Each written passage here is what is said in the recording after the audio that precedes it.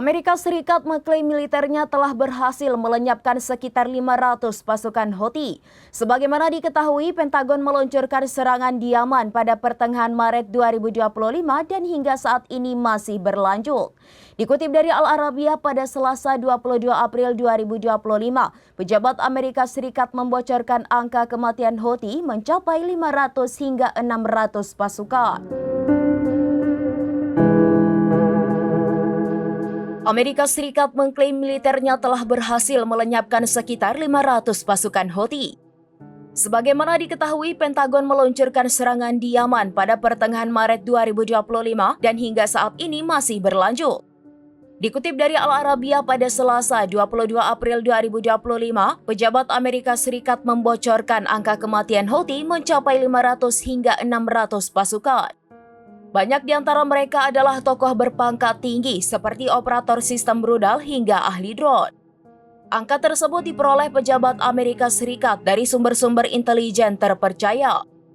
Mereka memprediksi jumlah pasukan Houthi yang tewas akan terus meningkat seiring meluasnya pengeboman di Yaman.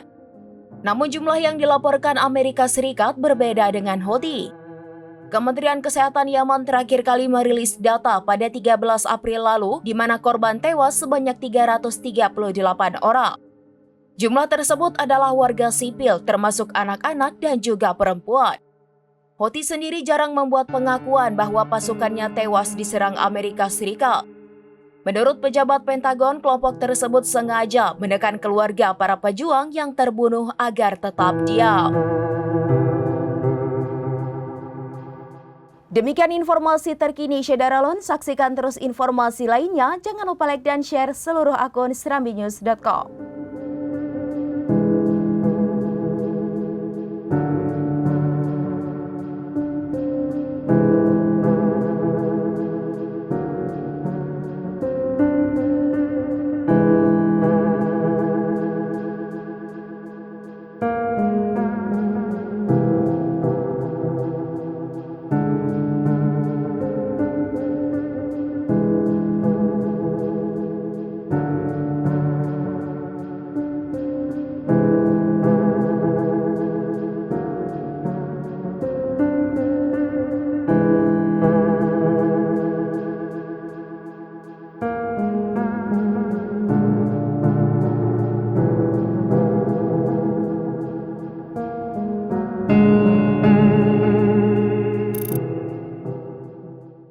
Download Tribun X sekarang, menghadirkan lokal menjadi Indonesia.